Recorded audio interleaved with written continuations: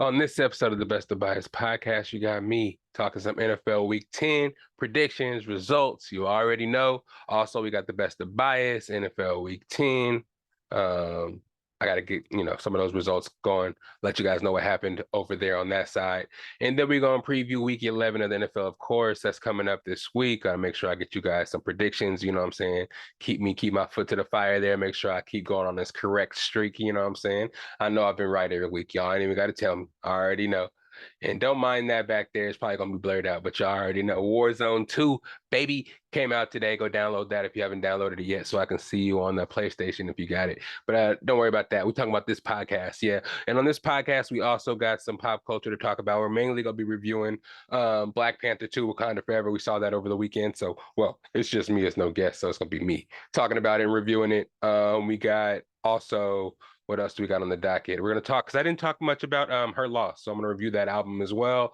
And then I'm going to talk a little bit about the tragedy, RIP, the 3 football players that were killed over there in Virginia at the University of Virginia. So loaded episode, but I promise it won't be sad the whole time. I won't make it like a somber one. It's going to be a high energy, really up-tempo, really high energy, and a positive podcast, I promise. Friday. Hope you guys already saw Black Panther, because it's going to be one of those where I review it. Spoiler alert, full spoiler. So yeah, it's the Best of Bias podcast. Hope you guys enjoy. Let's go. It's the best of bias. You need the earful, you should try us. From pop culture to the movies to unite us. It's the best of bias. The best of bias. Yeah, it's the best of bias. You are now listening to the Best of Bias podcast with Lydell Dinero and Hugo Twilight.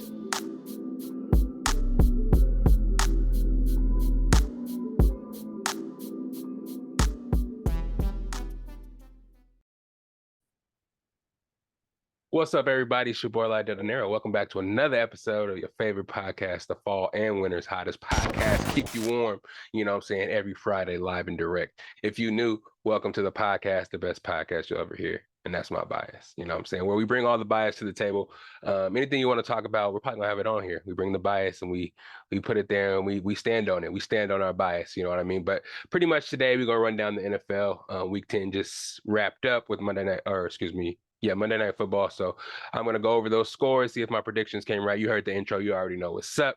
I'm not going to hold you. But yeah, fantasy football, standings, and pop culture, Wakanda Forever. Hope you guys saw that shit because it was great. I liked it. One of the top Marvel movies in Phase 4 for me, definitely. Blowing Phase 4 out of the water for sure. But when it comes down to the 30 movies that they done overall for the MCU, I don't know if I'm going to put it number one quite yet. I know a lot of people off of first seeing it 2 hours and 40 minutes, they're left speechless and kind of like came to these angsty kind of opinions. I'm not going to downplay it at all. It was a great movie. But some people are giving it like best MCU movie ever, best property ever that the MCU has created. So I'm not going to go that far, but I will talk about that at the end of the podcast. So if you're not really into sports, you'll hear me talk about that later. But right now, we're going to get into these NFL scores. Week 10, we're in the thick of the season, man. It's almost over. It was, week 11 now out of 17 total weeks. A lot of the buys are coming to the end. The last couple of teams on the buys are coming up now, week 11. But week 10, man, it had a lot of, what should I say? Had a kind of forward look at what the season and the playoffs might be like and what teams' outlook might be or futures might be because, there were some turning point games this week. And a couple of the divisions in the NFL kind of NFC East and the AFC East, they look like they can have like at least 3 teams out of their divisions making the playoffs. So if these other teams in the AFC and the NFC don't win their divisions, they're going to have to win these games, you know what I'm saying, to cement themselves as a legitimate wild card team, or else these 2 divisions are going to take up all the spots because they just keep on winning. You know what I mean? And the schedules, I think, are pretty easy for these teams too. So unless they just keep beating each other, looks like it's going to be a lot either AFC East or NFC East dominated playoffs. You know what I mean? But let's get into the scores without further ado, because we know we have hella games to go through. And I know I usually spend a lot of time on it, but like I said before in the intro, Warzone 2 came out, so I'm going to go turbo today. I'm not going to give y'all a bad episode. It's not going to be one of those where I slack on my Mac. You know what I'm saying? I'm not going to do that to y'all. I would never do that to the Best of Bias family. You know what I mean? But I'm not gonna spend too much time going too super into detail on some of the games, especially the ones that weren't too exciting. I'm gonna spare y'all, especially the ones that don't want to really talk about the sports and are here just for the Black Panther review or to review the album and all that stuff to hear what I thought about it because I'm slapping that album too. So when I get there, I got a lot to say. But for now, first game of the week was the Falcons and the Panthers. Falcons, we're tied with the Buccaneers leading the division. They're tied, but we had the tiebreaker over them because we beat them earlier in the season. But getting them as far away from the Buccaneers as possible is that's what I like to see. So the Panthers are playing the Falcons, and of course, you guys heard me last week. I picked the Panthers because I need the Falcons to lose. The Panthers were able to win 25-15. Marcus Mariota, 19 for 30, 186 yards, 2 touchdowns, 1 interception, 3 carries for 43 yards, which led the team, which is always not a good sign, especially when your team prominently runs the ball all the time. And I'm an Oregon fan, and Marcus Mariota rooting for him to lose every week is not something that I'm enjoying. But hey, it has to be done because the Buccaneers, I'll get to them soon because of the second game. We're in London or in Germany this week, 6:30 game. So we're second. I'll talk a lot about us. But yeah, Panthers handled their light work. Drake London, 5 for 38 and got a touchdown though. Kadero Hodge, I don't know who that is, but 2 catches for 37 yards, 1 touchdown. Kyle Pitts still not really getting involved. I don't know why the Falcons drafted him number 8 if they're not going to use him. 2 catches, 28 yards. On the other side, though, Phil Walker, 10 for 1,608 yards. Deontay Foreman ran the shit out of the ball, 31 carries, 130 yards, 1 touchdown.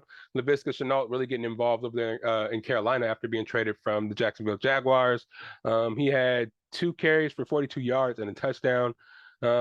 Paris Lockjaw Marshall, 1 catch for 43 yards.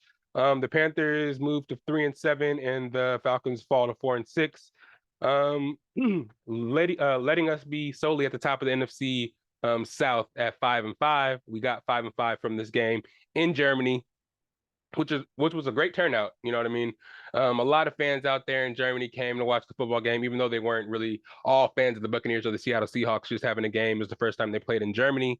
It just brought out a lot of fans. I think it was like 63 to 73,000 people there, all singing American songs. It was kind of crazy to see. Tom Brady said it was a amazing spectacle, and for us to go out and perform like we did this game, it was really great. I predicted that. I mean, I knew we had it in us. We were playing really bad, and that's what was weird to me. People kind of just thought we were a bad team again and we weren't going to be good. I just thought it was just injuries and just setbacks that I know sooner or later we would, get a win and a convincing win and get everybody back on our side.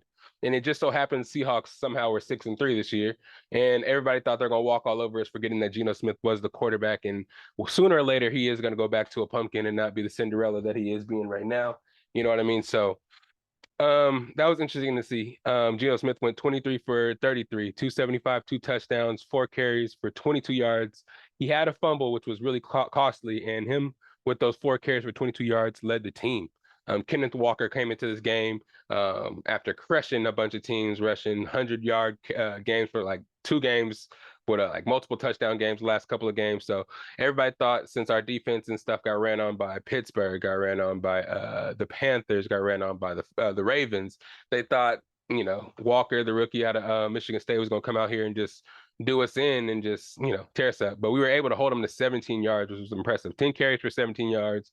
He did have 6 catches for 55, but they're doing those dump off screens and those quick passes and the, check downs because Devin White, RIP to his father, God bless his family, was dealing with a lot of scrutiny from the last game we played with the Ravens.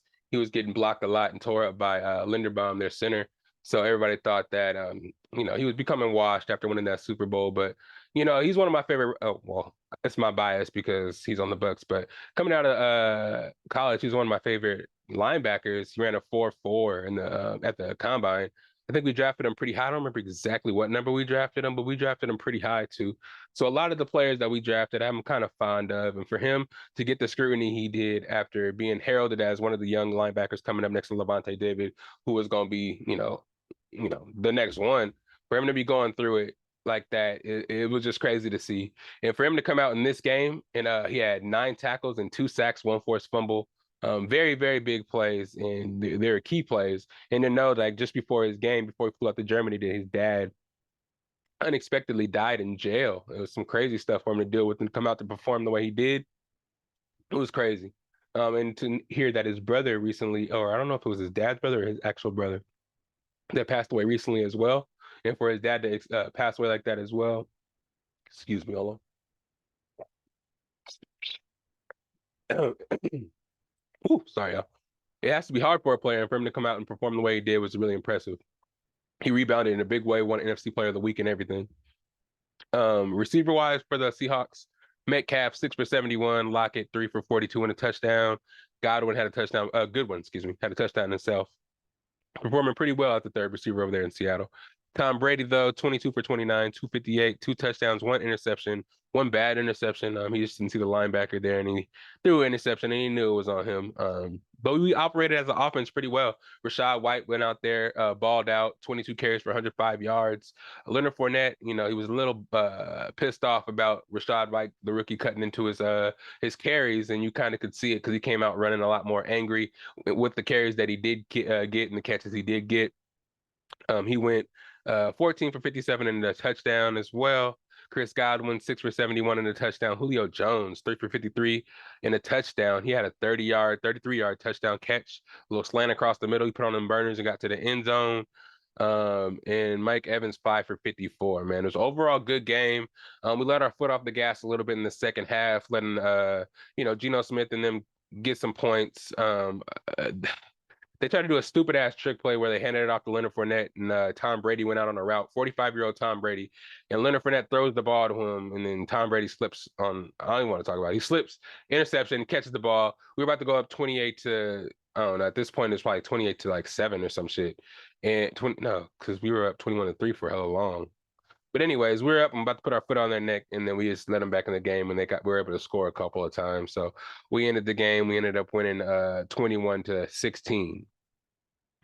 But yeah, man, we're 5-5 now, leading the division with the Falcons losing. Seahawks fall to 6-4. Everybody in NFC West, you're welcome. Niners, you're welcome. Rams, you guys are probably out of it. But the Cardinals, you're welcome. I don't know. You guys might be out of it too, since Kyler Murray can't go and Stafford can't go, and I don't know what's up with y'all. But moving on to the next game, I'm going to go a little bit faster now. Lions versus the Bears. The Lions beat the Bears. Lions did beat the Bears 31-30. Jared Goff 19 for 26, 236 yards and a touchdown. Jamal Williams still getting the bulk of the carries, 16 for 59 and a touchdown. St. Brown, Amon-Ra is back balling out. 10 catches for 119 yards. So yeah, he's balling out again. Got Jared Goff and the Lions a win out there. Actually, they're playing in Chicago. Justin Fields continues to show out. 12 for 20, 167 yards, 2 touchdowns, 1 interception. But he did have 13 carries for 147 yards and 2 touchdowns, which obviously led the team. Cole Kmet, he found Cole Kmet in the end zone twice. He went 4 for 74, 2 touchdowns. Darrell Mooney went 4 for 57 yards. The Bears dropped to 3-7, and the Lions actually get a win, and they move up to 3-6. Browns play the Dolphins. Dolphins win 39-17. Jacoby Brissett, 22 for 35, 212 yards, 1 touchdown, 7 carries for 40 yards. Nick Chubb, 11 carries for 63 yards and a touchdown, 5 catches.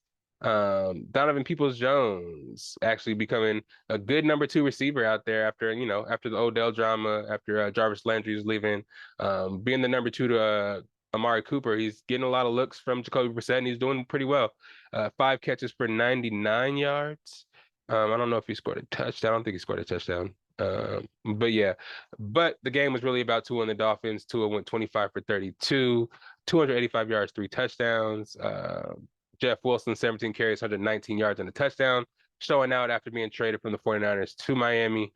Mike McDaniels was, I don't know if he was co-offensive coordinator or whatever, but I know he worked with the offense a lot over there in San Francisco. So he knows Mostert, and he knows Jeff Wilson really well.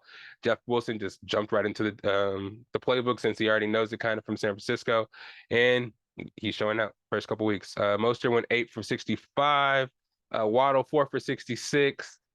And Tyreek Hill 5 for 44 and a touchdown, and Sheffield had a touchdown as well. Dolphins move up to 7-3, and the Browns go 3-6, or move down to 3-6. And hopefully we beat them when we come back from this bye next week. Broncos versus the Titans. The Titans won 17-10. Russell Wilson 21 for 42, 286 yards, 1 touchdown, 1 interception. The offense is still not performing the way it should be and everybody expected coming into the season. I don't know what it is. I guess Russell Wilson may be broken because they ain't got much time left and they don't have many wins. So I think this season might be a wash, but that's not what you want from a quarterback that you paid $245 billion for. $1 million for. You know what I'm saying? $250 million just to suck like this in the first year. Jerry Jeudy did end up getting hurt, which was fucked up for their offense as well. Cortland Sutton, 6 for 66. We had Latavius Murray, 9 for 24. Again, Jerry Jeudy did have an ankle injury. Ryan Tannehill went 19 for 36. He's back. No more Willis. Willis wasn't able to throw the ball at all, really. Malik Willis. So Tannehill's actually out there being able to throw the ball. And these receivers are kind of getting some action now. Again, he went 19 for 36, 255, 2 touchdowns. Derrick Henry, 19 for 53. Westbrook Akine, 5 catches for 119 yards and 2 touchdowns. So Tannehill was throwing him the ball and he was making some use out of it, getting some yak out of it. You know what I mean? Titans move up 6-3. Broncos fall to 3-6. Vikings playing the Bills. This is one of the crazy games of the day. Bills lose to the Vikings. Vikings win 33-30. Kirk Cousins 30 for 50, 357 yards, 1 touchdown, 2 interceptions. Dalvin Cook has one of his best games of the season, 14 carries, 119 yards and a touchdown. Justin Jefferson had one of his best games of the season. He just keeps impressing every game. It's just something after another. It's building on building. You know, he'll have one off game, but then he'll supplement it with 2 great games in a row. This game was topped off with a great catch that he had, this one-handed, him and the defender shared the ball, took it to the ground, snatched it from the defender, kind of crazy ass catch. Definitely catch of the year. I don't know if it's better than Odell's catch, but I know you guys probably, if you watch the NFL, you've seen it. And in some kind of review or some kind of capacity, either on one of the shows you watched this week or something crazy. But that catch was nuts. One hand, the other defender had the ball in his hand too. They fell to the ground. I mean, you can't really see how I'm doing it with my body because it's not as epic. But go check that shit out. If you can't, AKA put a little clip of that shit in here, the little catch. NFL don't sue us. Yeah, just for the people. You know what I'm saying? Josh Allen, 29 for 43. 333 yards, 1 touchdown, 2 interceptions, costly interceptions. Very, very costly. If I'm not mistaken, I don't know if they're both in the red zone, but they were bad interceptions. He had 6 carries, 84 yards, leading rusher of the team. Devin Singletary, 13 for 47. He had 2 touchdowns, though. Stephon Diggs, 12 catches, 128 yards. Gabe Davis, 6 catches, 93 yards, and a touchdown. But yeah, there's a lot of bullshit going on in this game. Gabe Davis with the sideline catch that actually hit the ground, and they had time to review it as referees, and even in the sky cam, they didn't review it and they just moved on, given the Bills beneficial spot or in a beneficial advantage in the game at a costly time. But it was paid off towards the end. It was kind of crazy because it came down to a quarterback sneak on the goal line for Kirk Cousins and the Vikings to try to go ahead and win the game. But they end up not getting it. Kirk Cousins gets stopped at the 1-yard line. And then the Bills get the ball thinking the game's going to be over. They just have to get the ball out of the end zone. Of course, if you're on the 1-yard line, you can't take a safety. Actually, you can take a safety because I think they're up by like 5 or something crazy like that a touchdown, you could lose the game with a touchdown. You know what I mean? So the fact that, I didn't tell you what happened yet. They were snapping the ball from the 1-yard line after turning over the Vikings.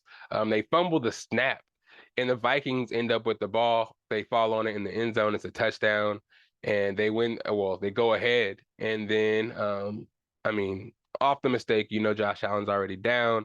On the next possession, they come to try to, right the wrong.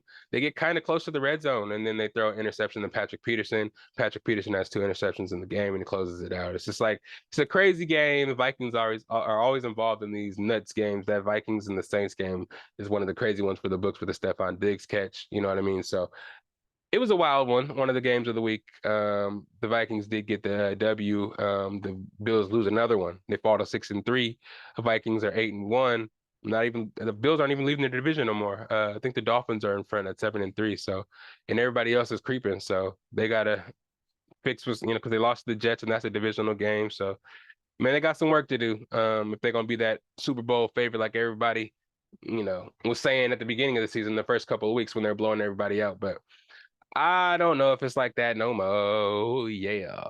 But yeah, I think the Kansas City Chiefs are the team to beat now in the AFC. If they keep on doing what they're doing now with Kadarius Toney, and man, if Kadarius Toney can be Tyreek Hill light, and they got Juju, and they got a whole bunch of utility receivers that I think they have more utility receivers, maybe better than they had before when they had Kelsey and Tyreek together. So I think the supporting cast is better. They still have Kelsey, and let me stop talking about them until I get to the game. Because I'm probably gonna talk about them a little later. Texans versus Giants. The Giants win 24-16. Davis Mills 22 for 37, 319 yards, one touchdown, one interception. Damian Pierce 17 for 94. Nico Collins 5 for 59, 49, one touchdown. Jordan Atkins 3 for 72. Who cares really? Uh, freaking Houston, they're fucking. I like Lovie Smith and all. He was one of our coaches, but they tanking. Daniel Jones, 13 for 17, 197 yards, two touchdowns, five carries for 24 yards. He wasn't the leading rusher, though, because they gave Saquon Barkley 35 carries for 152 yards and one touchdown. Slayton went 3 for 95 and a touchdown. Giants are still rolling 72. They're 7-2. The Texans are 1-7-1. Probably gonna get the number one pick. Jacksonville Jaguars versus the Chiefs. This is where I can talk about the Chiefs a little bit more. Chiefs won 27-17. Trevor Lawrence, 29 for 40, 259 yards, two touchdowns, four carries for 26 yards. Travis Etienne finally got shut down, 11 carries for 45 yards. Christian Kirk, 9 catches, 105 yards, two touchdowns. Patrick Mahomes continues to tear it up, throwing touchdown passes out the woo-ha. 26 for 35, 331 yards, four touchdowns, one interception, 7 carries for 39 yards. Isaiah Pacheco was the number one running back for them this week, 16 carries for 82 yards. Travis Kelsey continues to dominate, 6 carries for 81 yards, 6 catches for 81 yards, a touchdown. The newcomer, Kadarius Toney, 4 catches, 57 yards and a touchdown. MVS, 3 catches for 60 yards and a touchdown. You spread that ball around, everybody got a touchdown. You know what I mean? So they're crazy right now. Probably the number one contenders for the AFC. So if the Bills, whoever's good in the AFC right now, wants to try to like get that number one seed, and if you want to get that bye, it's probably gonna come through, having a better record than the Chiefs, and the leading MVP candidate is probably Patrick Mahomes right now because he's doing his thing and he's on a pretty good streak, putting up good numbers, at least 3 touchdowns in the last couple of games. But yeah, Chiefs 7-2, Jaguars 3-7. Saints played the Steelers. Steelers won that game 20-10, which I love. Keep doing your shit, Steelers. I appreciate you for that. Andy Dalton 17 for 27, 174 yards, one touchdown, two interceptions. I guess Jameis Winston is done. I know his back was hurt, but you for sure try to play him against us like it was fine the week after it happened. But now you want to sit him. What's going on? Y'all gave up? You're giving up on the season?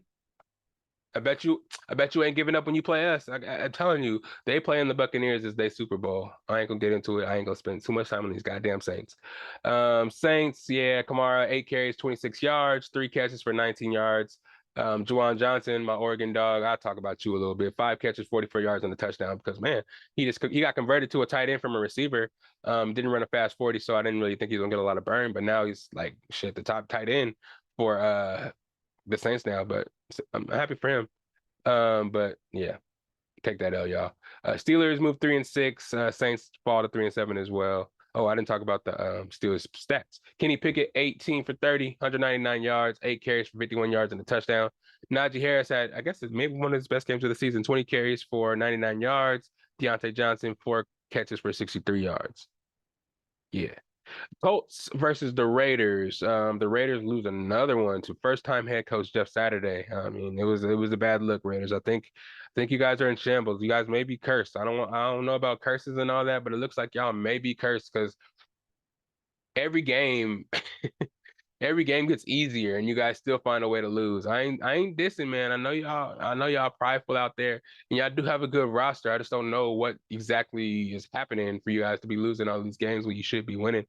Especially Jeff Saturday having no experience as a head coach, and him just being thrust in the head coaching job. He was able to out scheme Josh McDaniels, who's been learning under Bill Belichick for years.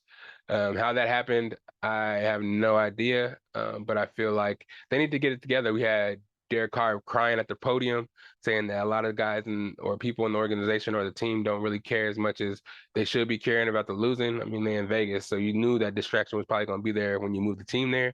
As long as they're making some money and actually in Vegas living their lives, I don't think losing is going to hurt them too much. I mean, you got to install that culture, and I think it's going to be kind of hard out there to do so. But I have faith that Derek Carr can get it together. Devontae's out there. I'm going to support no matter what, just because of that. You know what I'm saying? I fuck with Josh Jacobs as well. I like Max Crosby too because he's a dog. You know what I'm saying? A lot of the players on the team, the stalwarts, you know what I'm saying, they deserve better. So hopefully they can get it together. If not this year, it doesn't look like it's going to be this year, but maybe next year. Um, but yeah, they lost 25-20. Matt Ryan was back. They sat Sam Ellinger. They said they seen enough. When Jeff Saturday came out there, they were like, Matt Ryan was like, okay, I'll play. He probably knows him. They're in the league together, played at their heydays together. That's why it's kind of crazy that Jeff, from being a commentator, is just gonna be a head coach and just go out here playing. Fuck it, Matt Ryan just taking orders.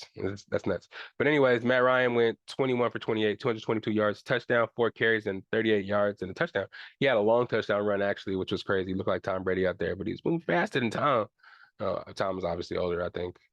Yeah, but shit, man, I wish he could run like that, at least a little bit. Jonathan Taylor had a big game, 22 carries, 147 yards, 1 touchdown. Paris Campbell, 7 for 76. It's kind of like a coming out party for Paris Campbell because he's been in the league a while, coming out of Ohio State. But he's doing well in the last couple of games. 7 for 76 and a touchdown. On the other side, Derek Carr, 24 for 38, 248 yards, 2 touchdowns. Josh Jacobs, 21 carries, 78 yards and a touchdown. Devontae, 9 for 126 yards and a touchdown. Foster Moreau, 3 for 43 and a touchdown.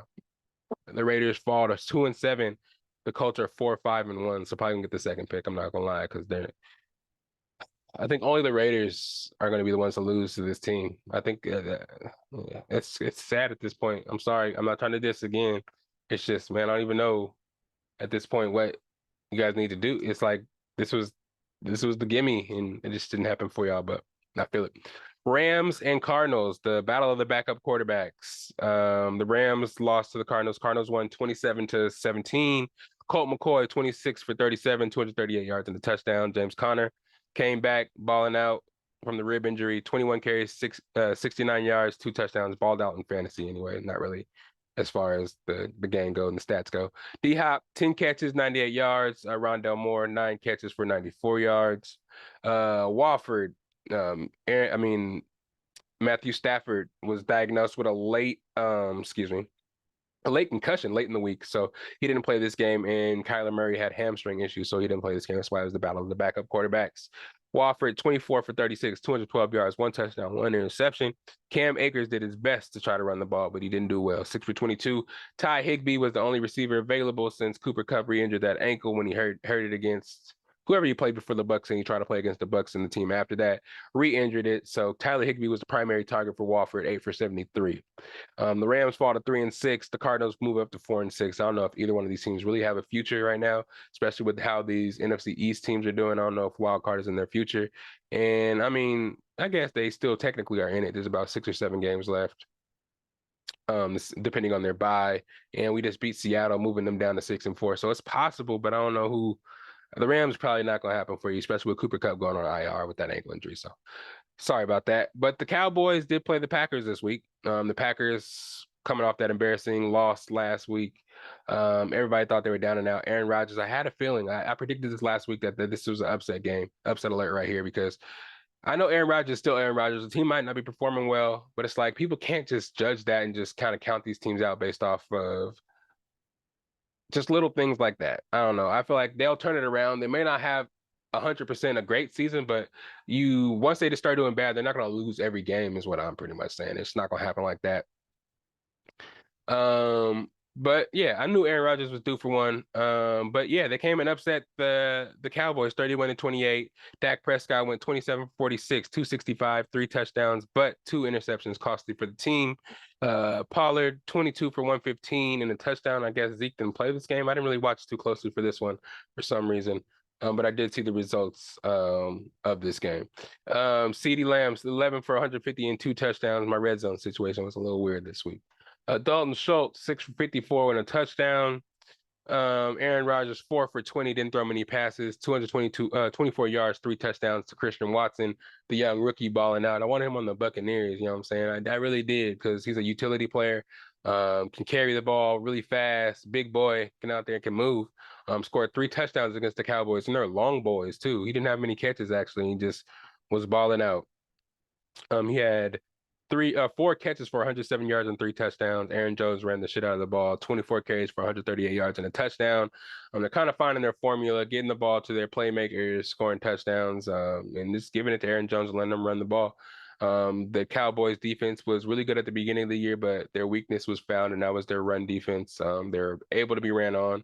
And when you can run the ball and kind of isolate Micah Parsons, is just gonna, open up the run game and allow moving pieces to get in the way of their best players and put numbers on numbers, hats on hats, if you will. And it can open up the running lanes, and that's what happened for them. The Packers were able to do that and make some plays, some interceptions to come back and win the game in the end. Packers move up to 4-6, and the Cowboys move down to 6-3, which makes it kind of troublesome for their division too, because the Giants 7-2. They're 6-3, but I mean they may be a lower wild card team, but they got to win out. No, they don't have to win out, but they just have to have a better record and win these divisional games to kind of juxtapose their position on the wild card charts. If it's going to be all NFC East teams, I don't know if it's actually going to be that because a lot of games left and a lot of games to be played. But if it is, they got to win a lot of them so they get the best matchup possible. So they ain't got to, play higher seeds. Get it? Let's see. What game we got next? Chargers and the 49ers. 49ers win 22-16 over there in Levi. Justin Herbert went 21 for 35, 196 yards, 1 touchdown, 1 interception, 5 carries for 22 yards. Still doesn't have his receivers. Keenan Allen, Mike Williams still out. Even Gerald Everett got hurt this game, so he was out as well. Had a backup tight end in the game. But DeAndre Carter 4 for 64 and a touchdown. Palmer went 3 for 44. Austin Eckler was able to 6 carries. He wasn't really effective. 6 carries for 24 yards, no touchdowns. Jimmy G 19 for 28, 240 yards. Elijah Mitchell's coming back. It came back and got a significant amount of carries with a good split in the backfield with Christian McCaffrey, 18 carries for 89 yards. Christian McCaffrey 14 for 38 and a touchdown, 4 catches for 39 yards.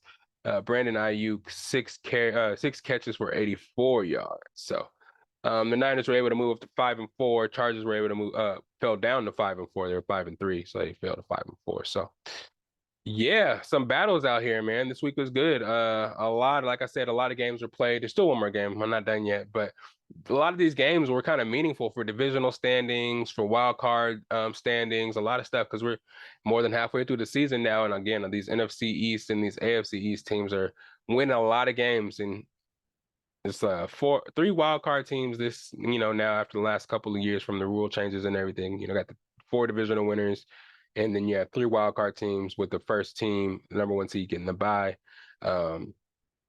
So yeah, man, these games are mattering, and these games that you're supposed to win, Cowboys, who else that lost games you're supposed to win? The Bills. Like, if you don't win your division, you can be fucked up because shit, these divisions and these other teams are getting so many wins. Anyways, the last game of the week was the Eagles versus the Commanders. The Commanders were actually able to win. This game was really controversial in some points, but Commanders won 32-21. Tyler Heineke, 17 for 29, 211 yards, 1 touchdown. Brian Robinson, 26 for 86 yards and a touchdown. Antonio Gibson, 14 for 44 and a touchdown. And Terry McLaurin, 8 for 128. You know what I mean?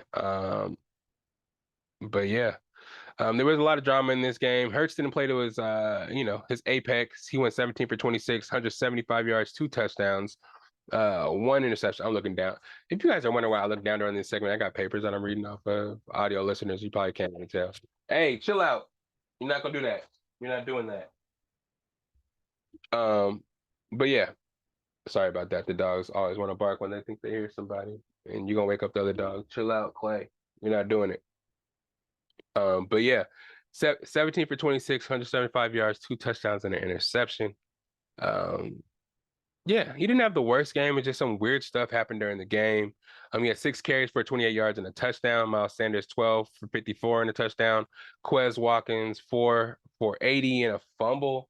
The weirdest fumble you ever see. He caught the ball wide open, fell down, got up, tried to run the ball again at a crucial time when they were down, you know what I mean? And he fumbled the ball, fumbled the chips, gave the ball right back to Washington. Another turnover that was kind of crazy in the game that was really controversial was a pass to Dallas Goedert. He caught the ball, but got face masked by I think it's Jamin Davis. I don't know his first name, but Davis face masked by him. He fell to the ground, fumbled the ball from a hit from behind from being face masked and yanked to the ground.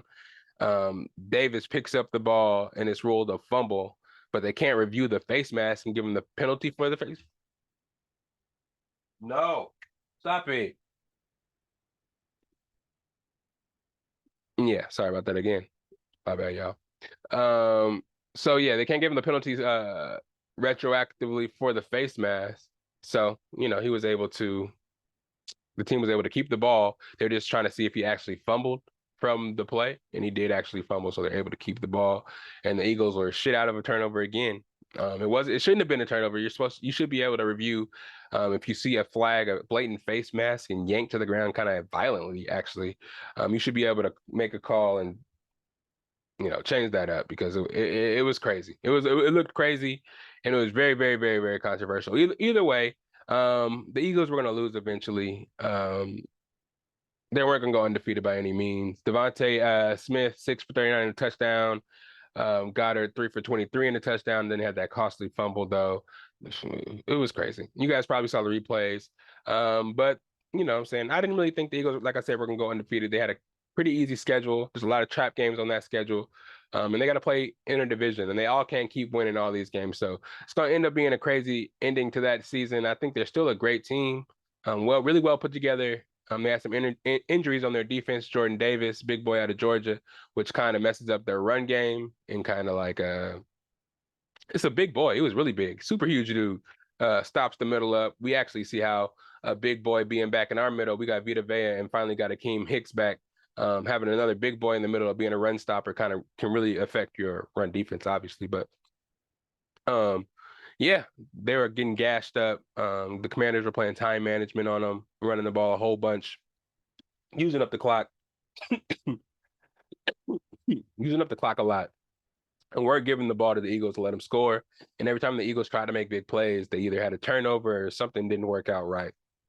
So this was that game they lost. AJ Brown was in an interview after the game was saying like he's happy. Well, not really happy they lost. They're kind of relieved, I would say, just so they don't have to worry about having the pressure of trying to go undefeated every week and everybody thinking they're gonna go undefeated because the more they win towards the end of the season and it's a possibility, the more pressure to do it is on their shoulders to do it. So I don't think I don't think he's happy they lost. I wouldn't be happy about losing, especially to the Commanders, especially the way it happened too, because they could have got the ball back and tried to score at the end of the game. But Heineke was scrambling and took a knee like 10 yards back in the backfield.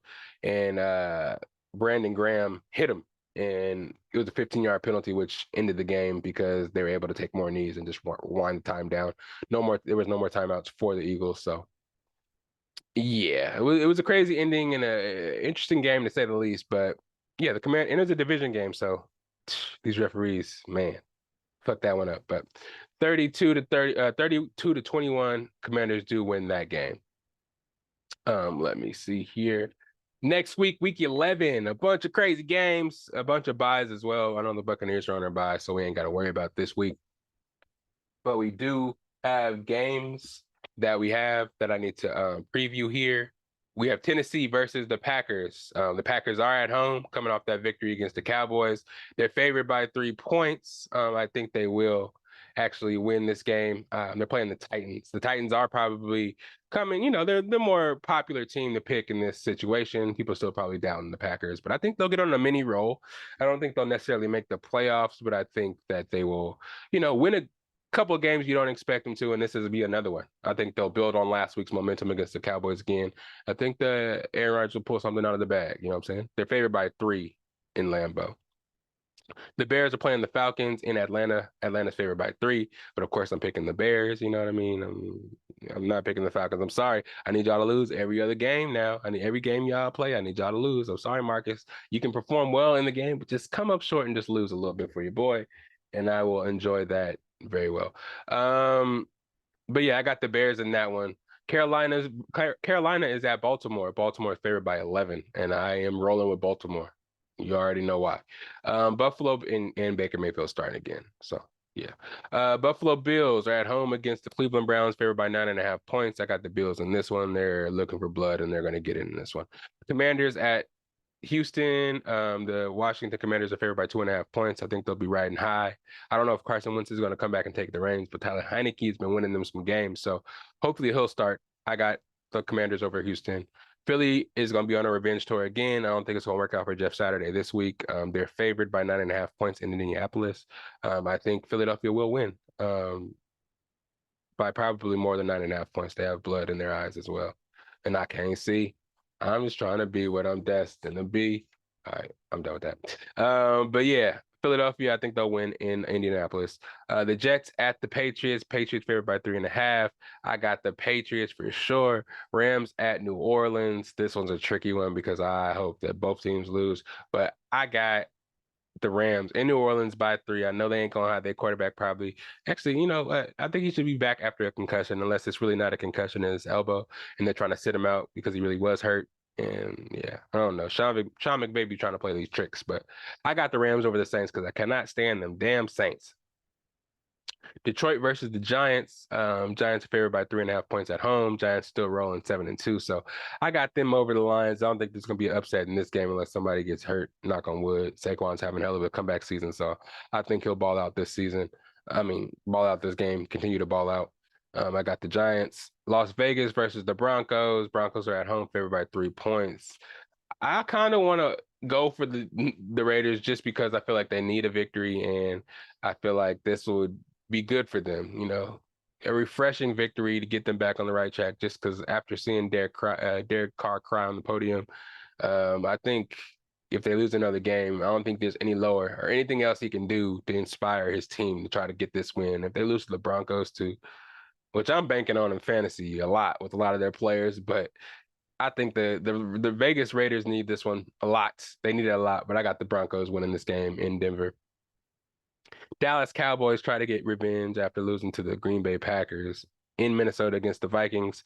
The Cowboys are favored by 2.5 points. Ooh, bettors, I would bet on this one if you're looking for something to bet on because the Vikings are 8-1. The Cowboys are 6-3. They just lost to the Packers, and you can run on them. They have Dalvin Cook.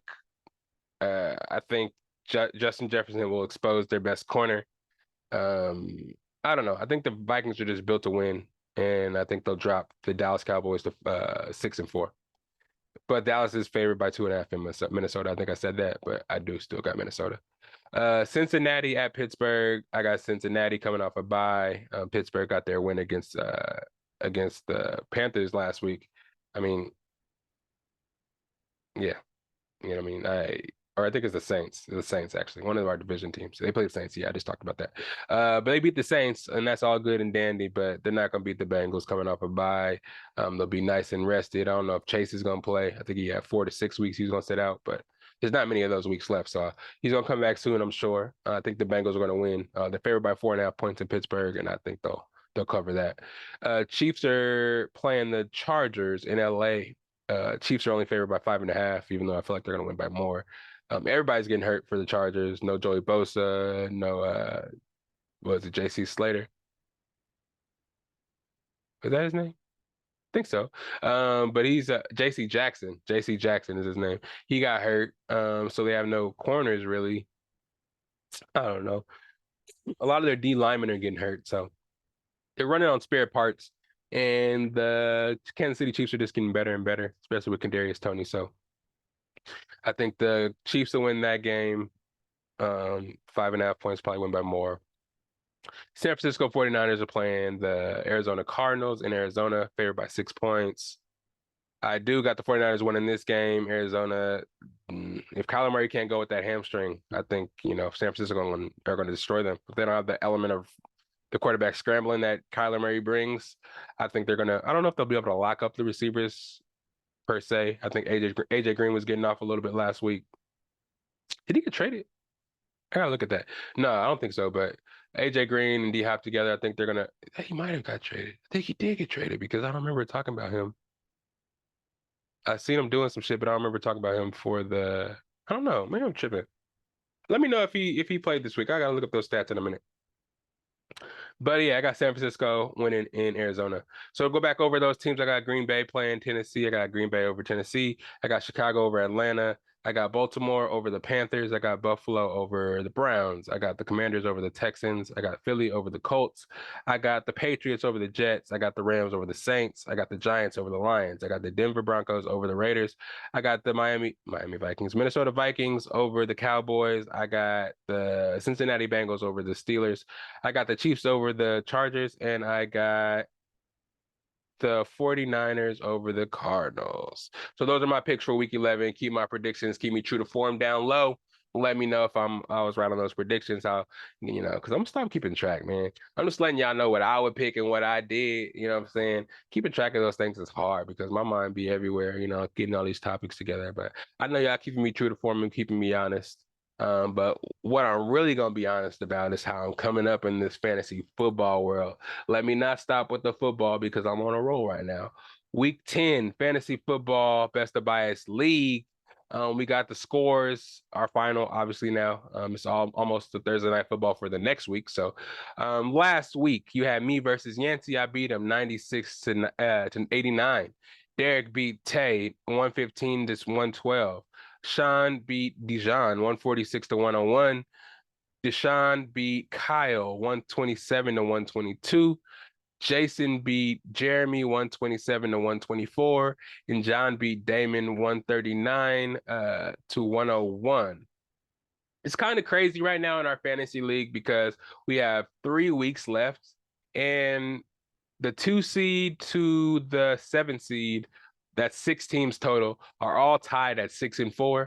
The number 1 team is 7-3, and the number 8 team is 5-5.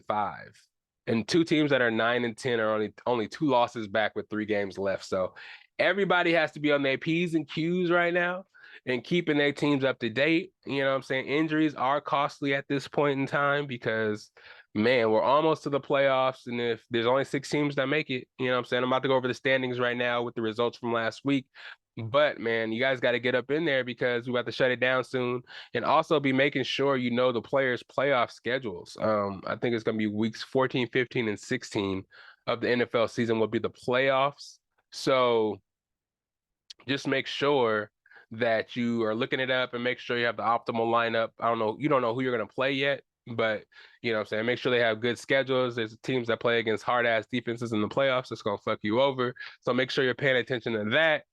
Make sure you're paying attention to buys. Make sure you're not dropping people that you know you probably shouldn't drop for the playoffs. Sometimes you have to. I know you taking the L right now is not optimal for any team. Being 6 teams are in second, 1 team is in first by 1 win, and everybody below is kind of catching everybody. But it's gonna be crunch time soon. Don't make what long-term mistakes for temporary solutions. That's what I'm saying for fantasy football. Don't go out there and drop somebody that can help you a couple of weeks down the road when you know you're going to make the playoffs. Well, again, nobody really knows, but it's like if you know that player can help you after this 1 week, he's on a bye. Don't drop him to try to pick somebody up to fill that hole for 1 week because you know in the playoffs you're gonna need those players, especially against the matchups that may be bad for you. You need the best player possible to play against that matchup. That's just a little something for me. I mean, I know y'all in the league don't listen to the podcast, but if you do, this is game for y'all. I'm telling y'all, I'm trying to help y'all out. You know what I'm saying? I was in 11th place, fighting for my life at one point. And y'all laughed at me. Y'all thought I wasn't gonna have it. Y'all thought I was, not pushing P down there. You know what I'm saying? I told y'all my ascension was gonna be real, and I'm here now. Let me tell you what the standings are for this week, coming into week 11. In first place, we got Kyle at 7-3. Second place, we got Tay. Just again, he's trying to brag in the group chat saying he's the top. He's in second place solely because he has the most points, and they say that his name is next to number 2. I get it, and that makes sense, and that's true.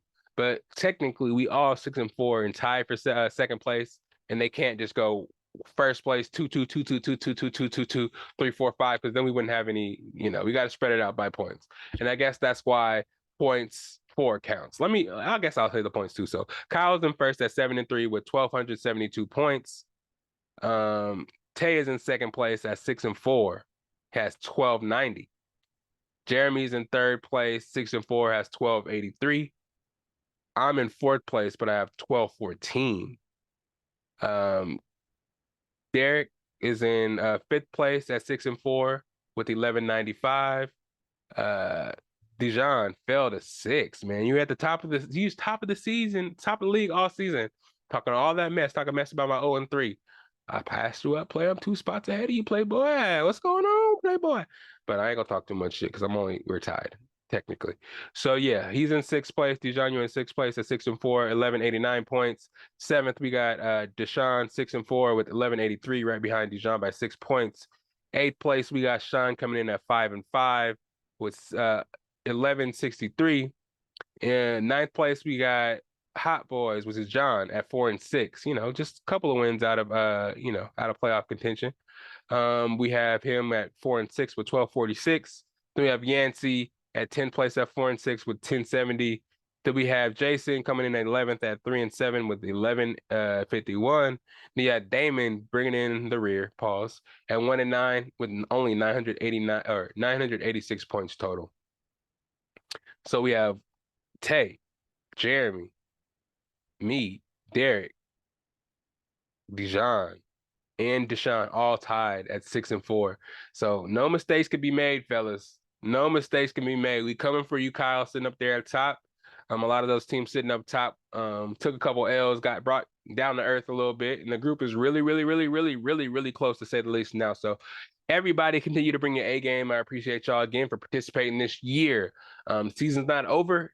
The money is still on the table. $450 for 1st place, $150 for 2nd place, and $50 for 3rd place, essentially getting your money back. So keep pushing. Trade deadlines coming up in a couple of weeks. It may actually be this week. Last trades have to probably be this week. Yeah, I think so. So everybody make those trades. I guess Derek's the only person really making trades. So I made one, but he's making all those trades. But yeah. That's the fantasy football week 11. Week 12, or excuse me, that's standings going into week 11. I talked about week 10, but it's still live and well. Don't get that last place trophy is all I'm saying. Work to get at least 3rd place to get your money back. So it's not all for nothing. You've been working hard this season, and I respect you for it. Maybe some of the lower places will give you some best of bias hats as I get some more merch, some stickers or something like that. But y'all get y'all merch. You know what I'm saying? This is another style I got. I told you I got beanies. Y'all always see me really in truckers during the podcast. I like the trucker style the best, but I still, I'm gonna rock every style and show y'all what I got because, they all rock. I still got my shirts and everything. Actually, that's not the point. Let me get into this commercial break. Let's get some more water, and then I'm gonna pop into this pop culture. We still got Wakanda Forever to talk about. Black Panther 2. I saw that over the weekend, and it was really, really good. Also, we have to talk about the deaths of the UVA and another mass shooting. Oh man, these shootings, these football players were attacked on a school bus, not really a school bus, but a transportation bus coming back from a school trip. So really tragic stuff to talk about there. And again, I also want to get in a little preview and a little review of her loss. So don't go anywhere. It's the Best of Bias podcast. I'm gonna let y'all refresh and recoup after all that sports talk so we can get into some of the fun stuff for y'all. I know the sports is fun for majority of the people here, but you know what I'm saying, for the people that waited, you know what I'm saying, my pop culture fans, my movie fans, my Marvel nerds, my people that wanted to hear my review and how I like the movie and some other stuff though. We'll be right back. It's the Best of Bias podcast.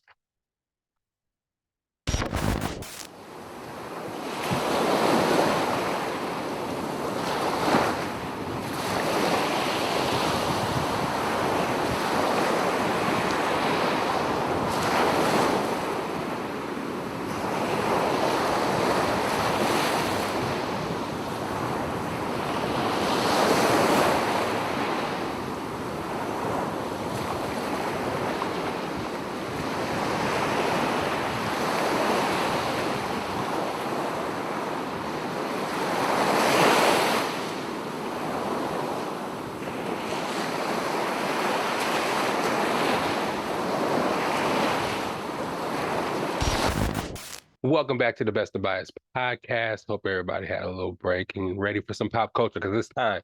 Sorry, there's no guest this week. I'm sorry. But I got a lot of pop culture to talk about. Well, not a lot, but the content inside these pop culture topics goes pretty hard. You know what I'm saying? Firstly, let me get the somber stuff. I don't want to say out of the way, but let me talk about that first because this is very tragic before I get into these other pop culture topics that are very positive. Somewhat tear jerking if we're talking about Black Panther as well, but we'll talk about that later. But firstly, we'll talk about the tragedy at University of Virginia, where there was three football players who were shot by a person on campus. Nobody really knew at first what it was all about. But as details came out, it was an ex-football player shooting another three football players after they were returning from a school trip. It wasn't a football trip; it was more so a trip, a school trip, class trip, something of that nature. They're on their way back, and as they approached back on campus, the guy got on the bus and shot and targeted those three football players. A total of five players were shot. I know the other two people weren't really publicized like the players were, but there was two other people shot as well. One was in critical condition, and one was going to be okay, but still, those people were shot too. So prayers out to everybody involved first and foremost. It's very sad. It just adds to the stories of kind of just endless death. I mean, meaningless death to the hands of firearms. That I don't know. I just kind of more and more shows that we need to get that under control. Mental health needs to get under control. We don't know the motives of why it happened yet, or why this guy went out and targeted these three football players. Let me get these names. I do have the names for you. We have Lavelle Darius Jr., receiver for University of Virginia, Deshaun Perry, linebacker, and then another receiver, Devin Chandler. Rest in peace to those three guys. Yeah, one of them was asleep on the bus when the dude approached and just shot him. I guess somebody's on Twitter as well, kind of giving her accounts of what happened. My girl was gonna send it to me, but she decided not to because it is deep, man. A lot of shit goes down, especially when the students on the bus probably traumatized from what just happened. You know what I mean? And they have to witness that hiding in between seats, ducking down, just hoping that the shooter doesn't turn and shoot you. It's just crazy times right now where you can't even be on school campuses, at schools, or doing anything. Just trying to enjoy your young life. Just coming back from a school trip. It's just crazy, man. People say allegedly that the kid was bullied by these football players, and this was kind of retaliation for the bullying. We talked to the shooter's father, Chris Jones was his name, Chris Jones Sr., I guess the dad. Was talking, saying his dad or his son wasn't really violent like that. He did have some instances with him where he had to talk to him to calm him down in situations, but he was usually well, not like an angry person, which is kind of always the kind of characteristics the parents give of the kids before they go do something crazy. But it's like sometimes it's just, a lot of the old school ways that stuff was done can cause detrimental harm to kids of this generation. You know what I mean? We're seeing a lot of young kids going out and doing crazy shit we never would have thought of back in the day. We saw it kind of back in the days, but it was more sparingly than maybe just because we have more social media and more access to everything going on in the world, we're able to see stuff and it's putting more in our face. And it did happen back in the days, but it was more under wraps because we weren't able to get access to it like social media today. But man, it's just seeming like these kids nowadays are just coming up with anything in their head and just going and executing, no pun intended at all. It's just like they're just going out there and doing what the fuck they imagine instead of it's just crazy. With no remorse. It's just like, okay, let me just go make an action happen, and then I'll think about what happens later, the consequences later, which is just crazy. Kids putting shit on live streams. It's nuts. Maybe we need to look at our social media as well and just kind of draw back a little bit on that because and that the accessibility to this crazy stuff that the world is seeing, I don't think everybody needs to see it. I mean, we do need to be informed and the world needs to be informed with things like this, but it's like you can overload overload people with it, desensitize people with it because of the oftenness of these occurrences. And it's just kind of crazy because in America, it's just mostly where it happens. I mean, in other countries, we don't see this happen nearly as much. And we're just seeing it over and over and over again, seeming like every other month within our country. You know what I mean? So it's just kind of crazy to see. And this was a mass shooting, I would have to say. Five people were shot. It hasn't been media, publicized as so. It just one black kid shooting three other black kids is kind of what it seemed like they're kind of publicizing it as. But this was more so still a mass shooting, though it may have been targeted. Five people were shot. This guy was on campus and just let loose, start shooting on a bus. So this is another mass shooting. No matter how you try to characterize it, it's still a problem that we're having. You can add to the count that we've had in this, this year. I mean, this year alone. So it's nuts to me. R.I.P. Lavelle Darius Jr., Deshaun Perry, Devin Chandler. Rest in peace to you guys, and God bless your family. And to the other two people, I'm sorry I didn't get your names. See, I'm part of the problem. I didn't even get the other two people's names that got shot. One is in critical condition. So prayers out to you and your family as well. And man, the football team canceled their game. They might not even have to. I mean, they might not even play the rest of the season because the team is too traumatized from what has happened. You know what I mean? And I don't blame them. That's just a wild concept to try to grasp and just go out there and play a game the next week. You know what I mean? Um, yeah. So again, prayers out to all the families involved, and man, this gun violence shit, and then just us as Black people shooting and killing our own people. That too. On another note, it's just crazy as well. We need to figure some shit out, man. It's just getting crazy. But on a lighter note, we can get into this Black Panther review. Actually, first, have y'all listened to Her Loss yet? I haven't talked about this, and it came out like what, maybe 2 weeks ago now. I don't know why I didn't really go into this yet, but Drake and 21 Savage dropped an album. I know everybody's heard it. Her Loss. Man, I liked it. It was one of the better albums of the year for me. Maybe not the album of the year, but it had a bunch of good songs. Me personally, I like album of the year type albums, good pieces of work, because that's really artistic. I love albums that take you down a journey. You see the artist, kind of his story and what he was trying to paint for you, or you can just see the growth of artist. You know, whether it be its second, third, fourth album. I just like the journey that the album, a cohesive album, gives me. But then if you have an album with a bunch of good songs on it, and you know what I mean, and a bunch of stuff that you could replay over and over and over and over again. I think I can get down with that. And I think Her Loss was one of those albums that did that for me. Yeah, it was really good in my perspective, honestly. Hold on, I'm trying to get this camera back on up here, y'all. 1 second. But this thing is being treacherous. Treacherous little twin. You my twin. You my treacherous little twin. That's what you call a segue, ladies and gentlemen. But yeah. The album was really good, man. I had a lot of good or a lot of favorite songs on the album. Starting with, I think Major Distribution is right there up top. I think it's like number one or two. The what is it? Rich Flex. I don't really like that song too much, but it's getting a lot of buzz from all the memes that are out there. 21, can you do something for me? Hey, I don't know if you saw that little simulation of the WWE. 21 Savage walking down and Drake was walking down there all zesty. That's kind of funny. But yeah, either way, it went viral, and that song alone is probably getting so many views on TikTok, so many downloads just from that alone. But Major Distribution, what else do I like? Back Outside Boys, Privileged Rappers, um, Spin for You, Hours of Silence. I like, of course, Jumbotron type shit. Um, Yeah, a bunch of albums. I mean, a bunch of songs. So if I like more than three or four, the album has playability. You know what I'm saying? I can play it back over and over and over. So, what I'm saying? That album was a good one. I mean, I know you guys heard it by now.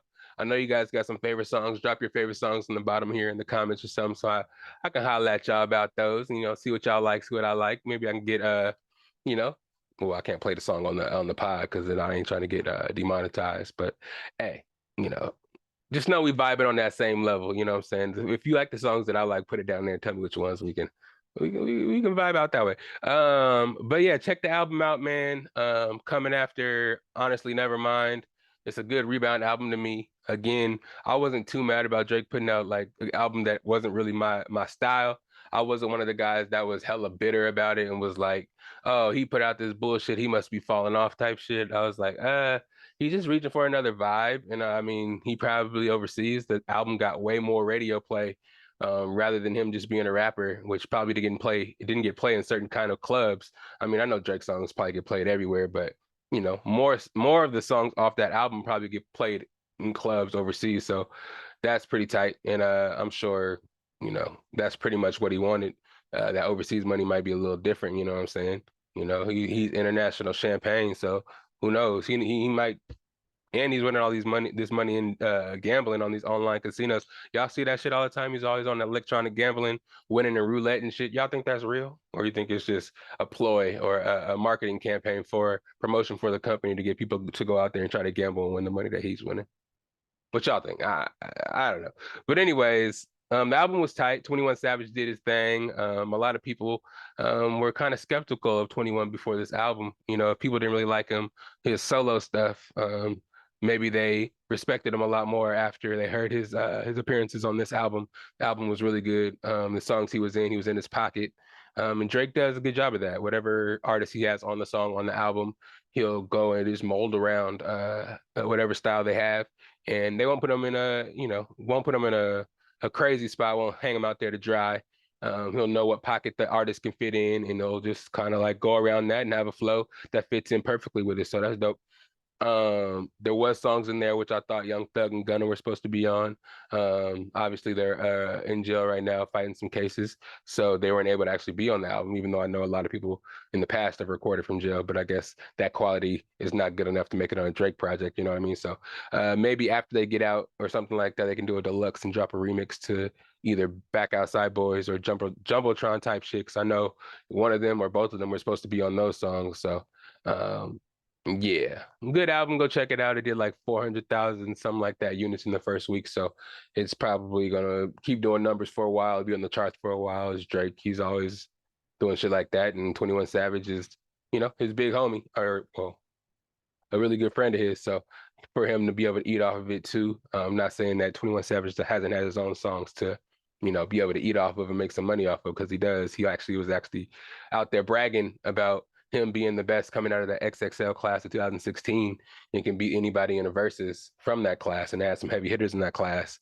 I think it had Kodak Black, Lil Yachty, um, shoot, there was some other heavy hitters in there too, like of that put out a lot of music, and they were kind of like of that generation kind of mold. I think Lil Uzi was in there, so there's a lot of dudes in there that he kind of called out. But we'll see though. We'll see what happens of it. Verses slow down as of lately. I haven't seen a lot of verses going down, but yeah, go check out the album if you haven't checked it out. And let's get into the real stuff right now. Let's get into the nitty gritty right now. Dual cameras, dual cameras. We're talking about Black Panther. This is a Black Panther review. You know what I'm saying? Episode 141. We have to talk about the Black Panther. If you haven't seen it, that's on you. Spoiler alert right now. If you haven't seen it, pause the podcast, go watch the movie, come back right now because we're going to review this shit right now. You ready for it? All right. I'm not gonna go in chronological order or anything like that. I'm gonna just go off the top and just say what I like the most and my gripes about it. First of all, let me start off by saying it was a great movie. Um, I told people I gave it a 9.5 out of 10 first, but thinking about it and some of the plot holes, not many at all, really. Ryan Coogler did this thing in the second one. It was a really good tribute to Chadwick Boseman. Again, I'm sorry if I'm spoiling it because I'm posting this clip tomorrow when it comes out. This podcast comes out. So if you're watching this, spoiler alert. I'll put that somewhere on here or something. But like, yeah, it was a great tribute to Chadwick Boseman, man. The opening, the Marvel kind of thing that goes across the screen was Chadwick Boseman. It was dead silent in the theater, so it kind of like left room to hear people in the theater boo-hooing if they was actually boo-hooing. It was pretty cool, man. I liked how they did that. But man, the silence, I almost dropped a couple tears in this because they focused heavy early in the movie on T'Challa dying and his funeral and everybody dealing with the death of their king. You know what I'm saying? Because there's not going to be a king of Wakanda anymore. The pops already died in Civil War. We saw that. And T'Challa died, and he's like the last son. So it kind of left everybody in limbo. Everybody was really sad. We got to see beautiful scenes of Wakanda, and we got to see the aspects of Wakanda, how even though it's a funeral, it was more of a celebration of life. We had a bunch of colorful, well, it was mostly wearing white, people dancing, kind of celebrating T'Challa, not really crying as much. It was cool, a cool little start there. We see him get taken off. And then kind of after that, it just gets real tense, you know what I mean? Because everybody's kind of in limbo. They don't really know what to do with T'Challa being gone, you know what I mean? So we get to see how they're reacting like 1 year later. Shuri is kind of like working, trying to well, mostly we think she's trying to recreate the heart-shaped herb so she or somebody can become the Black Panther. She wasn't really thinking about it at the time. They're still kind of dealing with the death of T'Challa, excuse me, rather than trying to figure out who's going to replace him as the Black Panther. But Queen, I want to say Ramunda. I, I'm not gonna keep saying the name. I'm gonna say Angela Bassett because I don't want to keep butchering that. But she took the throne as queen, rightful queen, anyways. And the biggest kind of like the plot of the movie was basically everybody kind of still wanted to know what's good with vibranium. It is the most powerful substance in the world, and the U.S., every nation in the world wanted this vibranium because shit, they're scared of the Wakandans first of all because they're the only one that has it, and they heard about its power. And then secondly, they know they can make weapons of mass destruction out of it. So you know how the world works. You know, everybody has this race for arms, and you know what I'm saying. Whoever has the best weapons can rule everything, and that's kind of like what everybody is kind of having on their mind looking at Wakanda right now, especially because the Black Panther died. They think their nation is weak at this point because they have nobody to protect them. There's no Black Panther involved. So everybody's just out there trying to get Wakanda, trying to get them forcefully to turn over vibranium. And especially since, again, T'Challa died, they think the queen is just going to rightfully just hand over and just roll over to their demands because she's grieving and they feel like she doesn't have any kind of direction or she wouldn't know what to do. And it was a cool scene while this was taking place at the United Nations or whatever. First of all, you see the dudes, her security come in the black suits. That's the first time we see that. Usually it's a Dora Milaje that kind of escorts the queen and Shala around and stuff like that. But we did get to see, I don't know what they called them, but they had the black suits on, the covered face with the little I don't know if they're actually ponytails, but there was some cool shit. But they was in there holding it down, put the microphones down because we ain't talking if we ain't come to talk. You know what I'm saying? But as the scene was going down, they had the French people kind of making their complaints, talking about how Wakanda was dangerous. And at the same time, they had some mercenaries going in there trying to rob the vaults from Wakanda, not knowing they had the Undo Dora Milaje protecting the Wakanda stash. You know what I'm saying? And at the same time, the Dora Milaje catch them, beat their ass, and bring them to the United Nations. It was like, oh, so you think we're a threat, but you're out here trying to secretly send mercenaries to steal our vibranium instead of us agreeing to give it to you? Fuck y'all.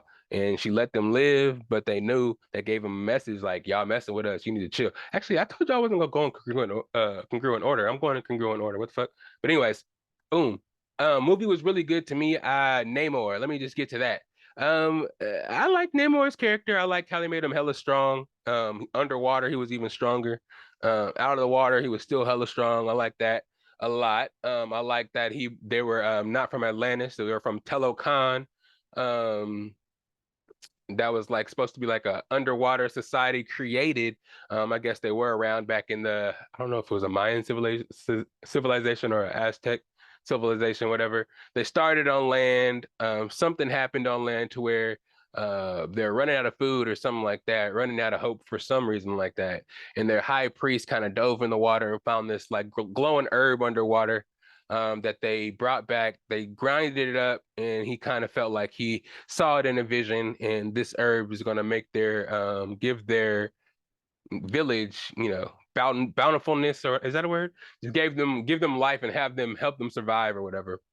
But ultimately, it just made them turn blue and shit, and they had to stay underwater, kind of like Atlanteans.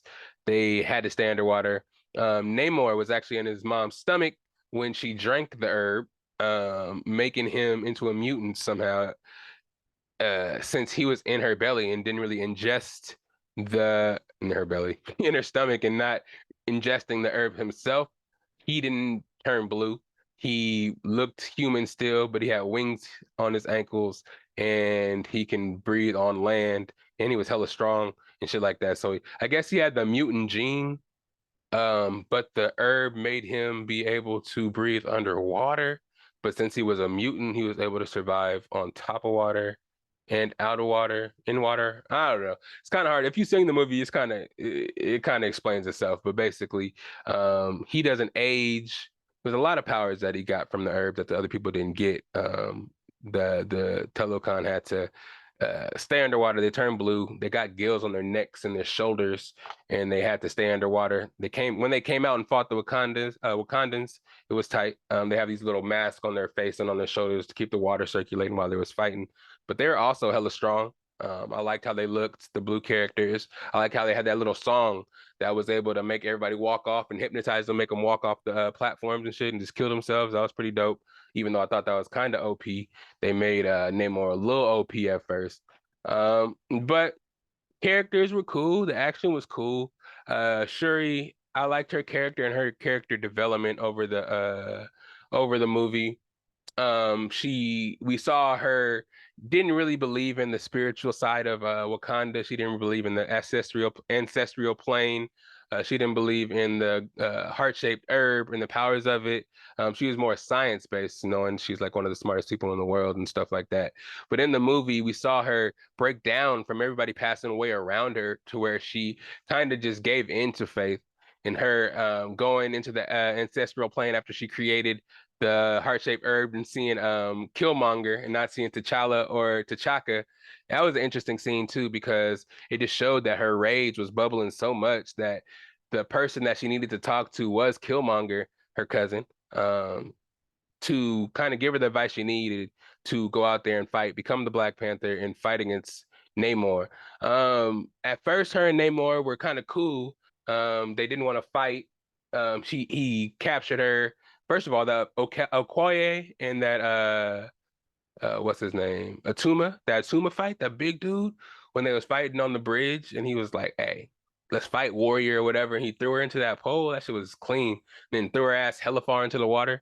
That was clean. But then once he got Shuri got grabbed and taken to Telokan, um, Namor kind of told Shuri his motivations. You know what I mean? He wanted to, the vibranium that was in the ocean that the Americans, which I didn't even talk about that, but the beginning of the movie started off when they were Americans were kind of like mining in the ocean for vibranium when everybody thought vibranium was only in Wakanda.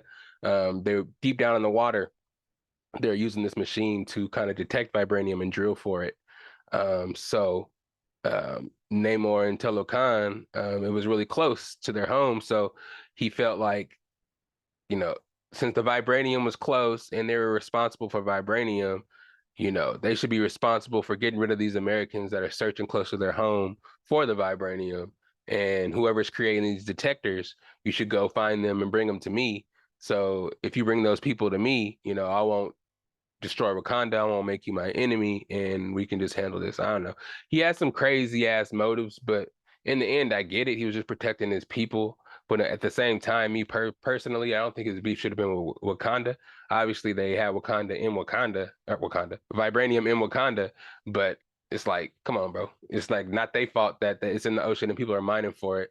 I get it. Once they did find the person who making these vibranium detectors, who was Riri Williams, who ended up being Ironheart. She made the kind of I don't think she necessarily made the detector, but the idea for the detector came from her from MIT. So yeah, she was like one of the 19-year-old freshman, smart, doing everybody's like projects and giving people advice on how to do shit. And she was recreating the Iron Man suit off of faulty tech. So this is like not faulty tech, just old Iron Man tech. Just kind of upgraded it. So she's hella smart, all in all. But the fact that she was able to create something that detected vibranium and it kind of was leading people to find out kind of close to where Namor lived, he wanted her dead. Not even just like tell her to stop making shit. He said, I want her dead. Bring her to me or kill her, or it's a problem between us. So we see this whole back and forth and juxtaposition of, okay, am I gonna like Namor? Am I gonna help Namor? Are his motives are they right? Wakanda is being threatened by all these nations. Should they actually help Namor take over the surface land and stop them from trying to conquer everything and conquer people that are smaller than them or like minorities like back in the day. His people were conquered by I don't know what race it was. It may have been the Spanish, I want to say, or something like that.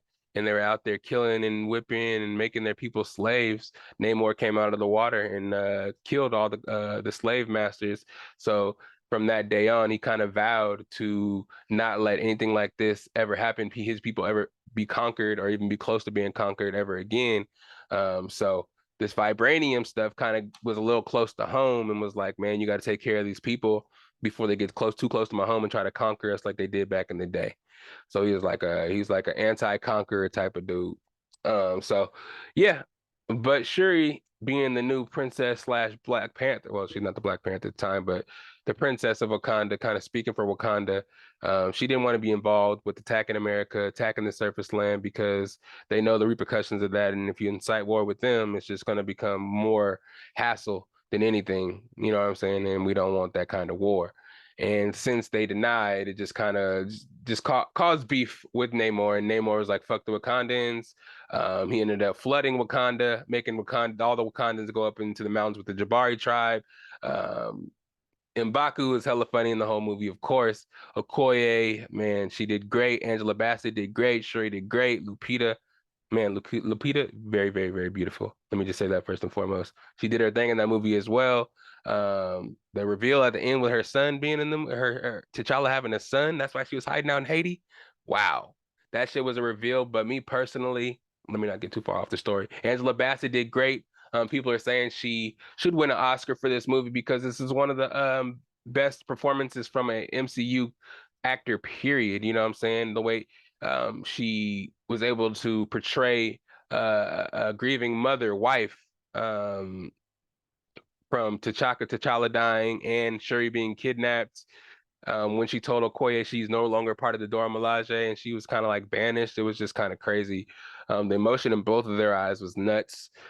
She did her thing in that, and she's very deserving of an Oscar, even though she was way deserving before with a lot of the roles she's played over the years, and she's never gotten one. So, Academy, you need to fix that real quick and just give her a Oscar, being the first MCU actor or actress to win an Oscar or be nominated at least. I don't think anybody's been even nominated from an MCU movie, so that'll be big news. But her passing away in the movie was crazy because Shuri having her mom, dad, and brother all be taken away within a certain amount of years, maybe 5 years, 5, 6 years.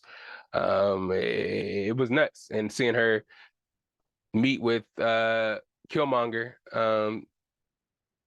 and just kind of be like, okay, yeah, this rage is too much. I can't just sit here and just be noble like T'Challa would have been and just let this go off my shoulder.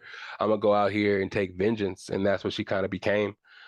She took all the rage and all the defiance she had um, after T'Challa died, and all the resistance she had to buy into the family um, beliefs and stuff.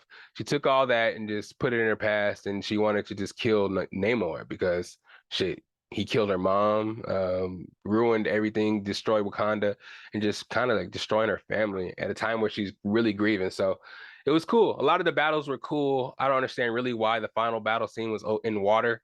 That was a stupid idea of the Wakandans to go out there and just be like, okay, let's try to fight them in their territory. That was kind of stupid. They had a big ass ship that was doing hella shit, but obviously they're gonna fuck it up because they're already in the water. Um, yeah, well, one of the gripes that I had personally, I don't know. I feel like Namor should have been convinced a little bit easier, even though in the comics he's more so of an asshole and he doesn't really do what people want anyways, and shit like that. I don't know. It was really good. I personally, again, let me get back to this recasting thing. I'm part of the group that feels like T'Challa should be recasted because I don't know. The comics and the stories that they have of T'Challa span for years and years and years. I don't know exactly when Black Panther came into the Marvel universe. Maybe, I don't know, maybe early 70s, maybe 80s. I don't know exactly when. But there's a lot of story, and he's involved in a lot of future stories that are in the MCU. So I don't know. I mean, I love Chadwick Boseman, and his portrayal of Black Panther was damn near perfect. But I feel like for the story and for the MCU, for the character, I think the character kind of like is bigger than a person. You know what I mean?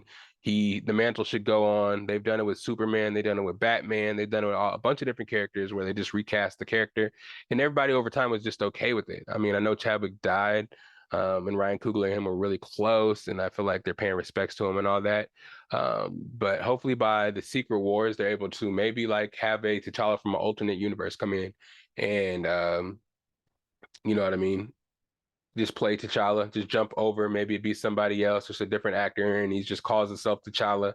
Again, at the end of the movie, we see that Lupita, Nakia, and T'Challa had a kid. She was pregnant. That's why she was kind of hiding out. She wanted to keep him a secret from everybody, just because he knew he was going to pass away after a while. He knew he was getting sick and he was going to die. Not Chadwick, but Black Panther, T'Challa in the movie, he died from a disease as well. So it was a lot. And to see T'Challa possibly, I don't know if they're going to have him grow up accelerated, because I know they're having a lot of shit come out in the next couple of years, and they're going to need, if they're going to use T'Challa in Secret Wars, they're going to have his age jump drastically, have him be like at least a teenager or some crazy shit. I don't know. You can't be a teenager if you're going to, I don't know. We're going to have to see what happens, because I rather them just recast rather than them try to use his son, have the same name, just take over all the stories that may have been for the dad. You know what I'm saying? Because essentially that's recasting anyway. So you could have just recasted him instead of just putting the son there. You know what I mean? Let me see. Let me just go over these Phase 4 movies because I'm gonna rank them where I think this movie ranks in Phase 4. The first movie that came out in Phase 4 for Marvel, we had Black Widow, then we had Shang-Chi, Eternals, Spider-Man No Way Home, Doctor Strange Multiverse of Madness, Thor: Love and Thunder, Black Panther 2, Wakanda Forever. So Black Widow, Shang-Chi, and Eternals, Spider-Man No Way Home all came out in 2021. And in the back end of Phase 4 was Doctor Strange, Thor: Love and Thunder, Black Panther 2, Wakanda Forever, which we just saw. Those were all the back end of Phase 2 that are in 2022, of course. Personally, out of all those movies, I will put it ahead of everything out of Phase 2 for sure. I do put Shang-Chi right behind. Actually, I put Wakanda, or not Wakanda, Doctor Strange Multiverse of Madness second, and then I put Shang-Chi, and then I'll go, oh, freak. I have to freak. I gotta do Spider-Man No Way Home second. So I'm gonna do Black Panther, Spider-Man No Way Home, Multiverse of Madness, Shang-Chi, uh, Thor: Love and Thunder, Eternals. Yeah, Eternals being last. Or no. Eternals and then Black Widow. Yeah, I think I like Eternals a little bit more than Black Widow. Both movies were pretty bad. I don't really like how they did Taskmaster. That's a really good character. They still have time to fix that shit, but I don't really like how they did him in this one. Um, but yeah, that's my order. Phase 4 TV shows that have come out this year: WandaVision, Falcon Winter Soldier, Loki, What If, Hawkeye, Moon Knight, Miss Marvel, I Am Groot, and they're going to be closing out Phase 4 with the Guardians of the Galaxy Christmas special. So Phase 4 is coming to an end. I think Phase 5 starts with Ant-Man and the Wasp. What is it called? The Quantumania or some shit like that. Ant-Man 3 Quantumania. So I'm excited to see where it goes. We got Kang, Jonathan Majors doing all kinds of shit. He was in 3 previews in the Wakanda Forever movie. Shoot, he's doing everything right now. So I just hope it continues, man. The phases is gonna keep on getting better and better. I want to see some competition between the DCU. No more DCEU. James Gunn changed it to the DCU. Uh, and the MCU. I want to see them compete. I want to see who can come out with the better movies. I want MCU not to be sitting pretty over there, because they have been putting out some crazy, like crazy mid TV shows. You know what I'm saying? I want them to have to kind of sit back and be like, maybe DC has a chance of doing better than us. So we gotta push the envelope a little bit at least. But I liked a lot of this stuff. I'm not gonna critique those shows too much. I mean, they weren't super raw, but I respected them for giving us all these shows anyways, because I'm a Marvel head. I'm a superhero kind of, you know how I get down, you know what I'm saying? So having the option to watch these and having 6 to 7 episodes to watch weekly, I enjoyed it, man. Especially with the mundaneness of the week and work week, it just kind of spreads it out. Me having something to watch every Wednesday and every Thursday, you know what I'm saying? It provided a lot of laughs, a lot of action, and a lot of intrigue for these movies and other TV shows and more phases to come. So Wakanda Forever, I do put it pretty high up there. I don't know how many where I put it in the 30 properties overall, but I do feel like it was a really good one, man. I recommend going to see it. I'm gonna go see it again because I saw it on the release week when the theater was super packed, and sometimes that could be really annoying, man. I picked the bar seat, like the one right behind the handicap seats in the open row, just so I can kind of like stick my feet up and be comfortable, not be sitting behind people. But god damn it, once I got to the movie, I got there a little late. I had to sit between hella people that on my right side didn't know shit about MCU, and on my left side, I mean, the left side people was actually pretty cool. The people on my right was just talking through the previews, talking through the movie. Who's Namor? Who's this? Who's like, damn, bro, you in this movie and you don't know nothing about Marvel. So I need to go again and kind of see it myself so I can kind of like, take some mental notes and kind of like digest it a little better. People next to me had hot dogs and a mixture of food smells. I was like, bruh, this is not for me right now. But it was a good movie. I liked it. I stayed awake 2 hour and 40 minute runtime. If you're deciding to go see it and haven't seen it yet, it's a long one. It is, but it's a good one. But yeah, that's my take. Sorry I didn't have any guests to talk about it. I know I have a lot of friends out there who've seen it and thinks it's the most incredible thing they ever seen. I know coming off of Thor: Love and Thunder, it was like, you know, you didn't have much room to go wrong, but I really liked it. It did, like again, it did a really good tribute to um, Chadwick Boseman. They symbolized them moving forward in the Black Panther franchise. Shuri took the mantle for a little bit in the movie, in the comics anyway, in the comics too. So it makes sense. They're keeping in with the comics that way. We did see Shuri not take the throne though.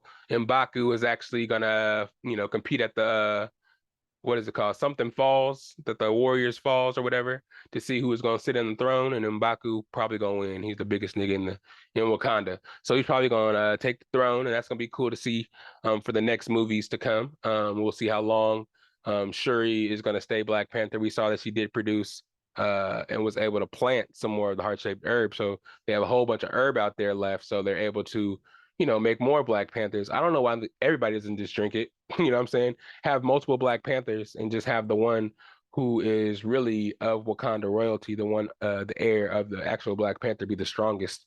You know what I'm saying? Because I feel like more Black Panthers would be probably better for the area. Not, you know what I'm saying? So I don't know, but yeah, it ended cool. I thought it could have done without some of the side characters. That's probably what made it longer, but they did have to introduce people for the next phases. We did need Ironheart, I guess, to because she's going to be in a lot of she's getting her own show actually, so there's going to be a lot going on with her. She was I liked her comedy sometimes, but they made her. I feel like they made her a little too jokey at times. I know she was hella scared and kind of making jokes out of being scared, but it was a little too jokey from her. But I wasn't too mad at it. But yeah, that's it, man. This is a part of the podcast where I let them know where to find me at. It's your boy SAC_Lydell on the Instagram, Patrick_Lydell on the Snapchat. Um, YouTube, you know where to find us. Best of Bias. You watching it right now. You know what I'm saying? Comment, like, subscribe, tell your friends about it. We just got 54 subscribers right now. We trying to elevate, get some more followers. So tell your friends about the podcast. Plenty more to come. We may take some breaks here and there for the holidays, but we're here every week for you. You know that by now. You're listening to the podcast now. You know that shit. So thank you guys for being here. Merch, you know what I'm saying? This is just another one of the other styles that I got. Plenty styles. This one doesn't have the lightning bolt on it, but plenty of lightning bolts left too.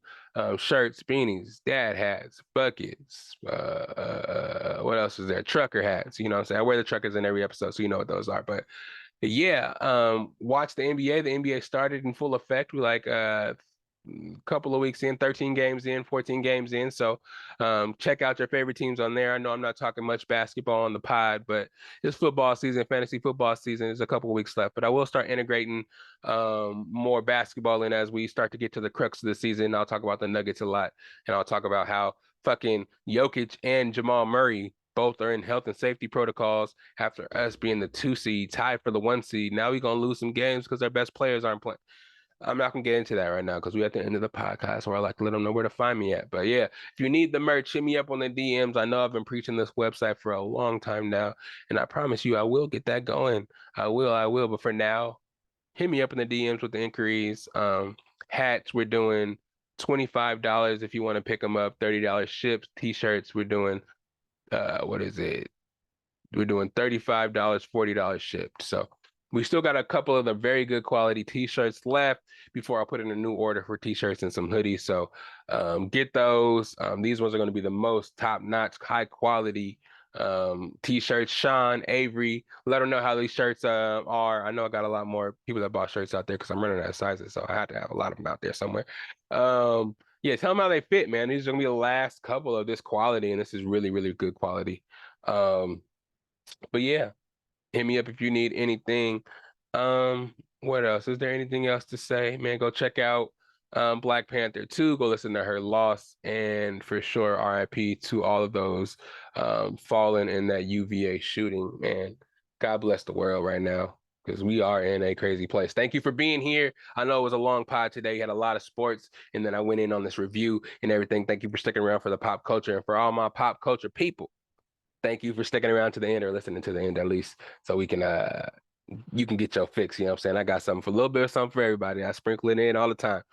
But yeah, man, that's it. It's the Best of Bias podcast. Y'all be easy, because you know I'm gonna be easy, but y'all keep it sleazy, because it's Pee-weezy. Right, I ain't gonna spit on y'all, but this my theme song is right here though. All right then, guys, we out of here. It's the best of bias. You need the earful, you should try us. From pop culture to the movies to unite us. It's the best of bias. The best of bias. Yeah, it's the best of bias. You are now listening to the Best of Bias podcast.